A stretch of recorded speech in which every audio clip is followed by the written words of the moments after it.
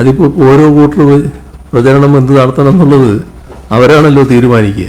പക്ഷേ ശബരിമല വിഷയത്തിൽ ഒരു കാര്യം വ്യക്തമാണ്, LDF സർക്കാർ കൃത്യതയോടെയാണ് നിലപാടുകൾ സ്വീകരിച്ചിട്ടുള്ളത്. എല്ലാവർക്കും അതറിയാം. ആ പ്രശ്നം ആദ്യം ഉയർന്നു വരുന്നത് ഉണ്ണികൃഷ്ണൻ പോറ്റിയുടെ ഒരു വെളിപ്പെടുത്തലിലൂടെയാണല്ലോ. ആ ശബരിമലയിലുള്ള ഒരു പീഠം കളവ് പോയി എന്തായിരുന്നല്ലോ ആ വെളിപ്പെടുത്തൽ. അപ്പോൾ വിജിലൻസ് അന്വേഷണത്തിന് പുറപ്പെട്ടു.